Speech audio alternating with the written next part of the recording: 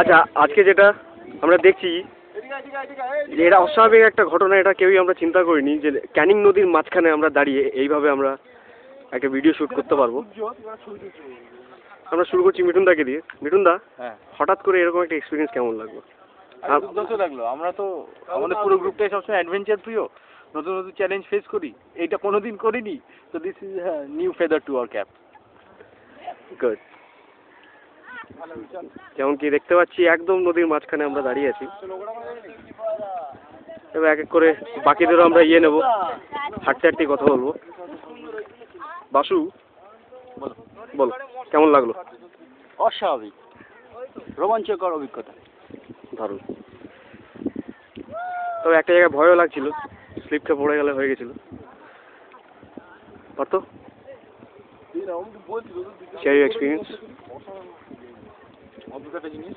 আসলে জোয়ার ভাটা যে হয় এটা আমাদের মাথাতেই নেই। আমরা ভেবেছি আসবো, বেরোবো, চলে যাবো, আর কি মাখনবাবু টাইপের ব্যাপার। কিন্তু এখানে এসে দেখলাম যে অনেক কিছু আমাদের জানার আছে, অনেক কিছুই জানার আছে যেটা আমরা জানি না। এবারে আস্তে আস্তে জানতে হবে, দেখা যাক কি হয়। তবে হালটা খুব সুন্দর। মানে এই যে সুন্দরবনে যাত্রা শুরু হলো, এটা এক মানে আলাদা মাত্রা নিয়ে যাচ্ছে। 100 কাল রাতটা আমরা যেরকম কাটালাম, হ্যাঁ, তারপরে আজকে এরকম। কাল রাতে তুই ঘুমিয়েছিস, আমরাই কাটিয়েছি, জেগেছি না ঠিক আছে। সুমন, আচ্ছা কি হয়েছে সুমন, তোমার এক্সপিরিয়েন্স?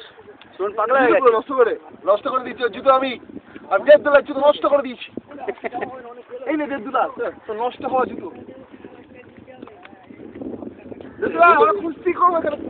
আরে ক্যামেরা প্রবলেম হয়ে যাবে। এই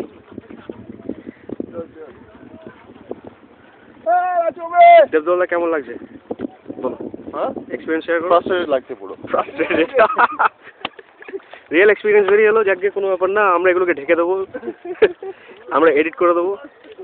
তাও এখনো হাফ রাস্তা বাকি, দেখা যাক আর কি হয়। See you.